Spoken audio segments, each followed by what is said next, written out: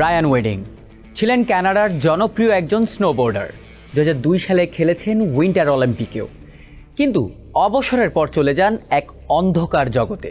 সেই জগতই তাকে এখন বানিয়েছে FBI এর মোস্ট ওয়ান্টেড আসামি, যাকে ধরিয়ে দিতে পারলেই পুরস্কার হিসেবে মিলবে $1 কোটি।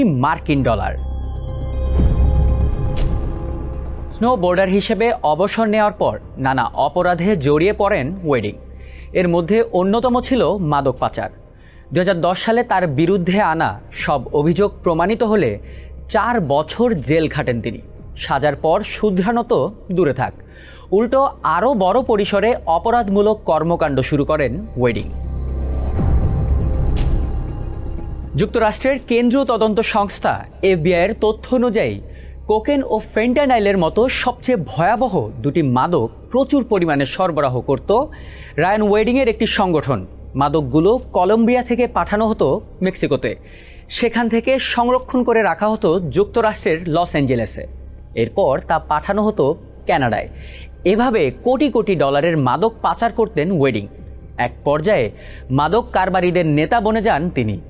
তাকে ঘিরেই চোরাচালানের অন্যতম প্রধান কেন্দ্র হয়ে উঠেছিল ক্যালিফোর্নিয়া অঙ্গরাজ্য। বছরের পর বছর ধরে এল জেফে, জায়ান্ট, পাবলিক এনিমি সহ বেশ কয়েকটি ছদ্মনামে অপরাধমূলক কর্মকাণ্ড চালিয়ে গেছেন ওয়েডিং। তার যোগাযোগ ছিল অবৈধভাবে মাদক ও অর্থ পাচার করা মেক্সিকোর বৃহৎ আন্তর্জাতিক অপরাধ সিন্ডিকেট ও সন্ত্রাসী সংগঠন সিনালোয়া কার্টেলের সঙ্গেও।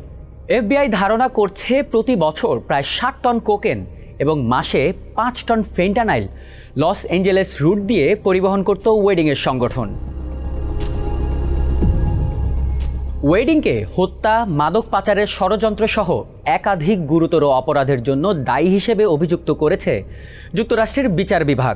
2023 সালের নভেম্বরে কানাডার অন্টারিওতে মাদকের চালান চুরির প্রতিশোধ হিসেবে 2 ব্যক্তিকে হত্যার সঙ্গেও তার সম্পৃক্ততা পাওয়া গিয়েছিল। দৌরাত্ম্য বেড়ে যাওয়ায় ওয়েডিংকে শীর্ষ 10 মোস্ট ওয়ান্টেড বা পলাতক আসামির তালিকাভুক্ত করেছে FBI। তাকে ধরিয়ে দিতে পারলেই পুরস্কার হিসেবে মিলবে $1 কোটি।